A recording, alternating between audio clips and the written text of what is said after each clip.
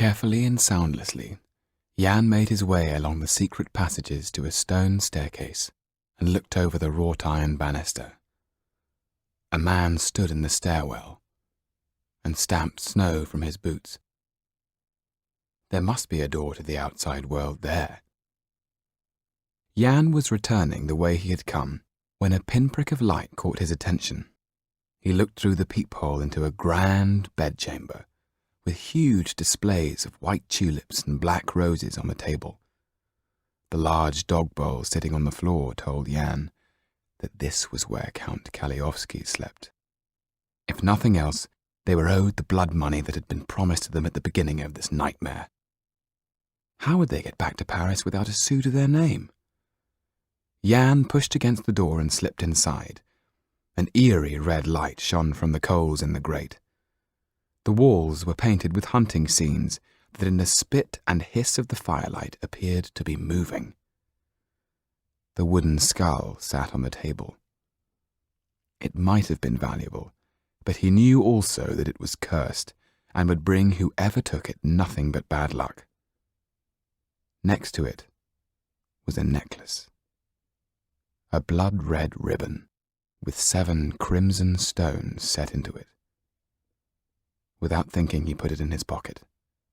It would be something to show Tetu. He began to search the room for money. Jan knew that all objects, great and small, have a spirit. Sometimes, if you listen carefully, you can almost hear the sound they make. Hidden deep in among the drapes of the bed was a purse. Jan picked it up and put it in his pocket, where it felt pleasingly heavy. Now he had to get out of here as fast as he could. Sido hadn't dared move since the Count had left. Jan found her still sitting on the floor, her head in her hands. She looked up at him. "Where have you been?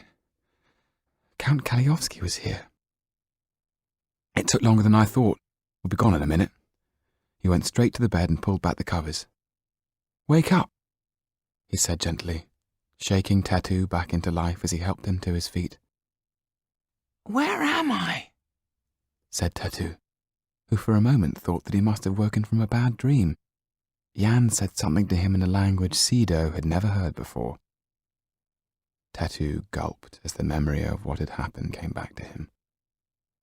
Jan turned back to look at Sido sitting crumpled and abandoned on the floor, and for a moment he had an overwhelming desire to take her with them, to save her from being one of the headless ones.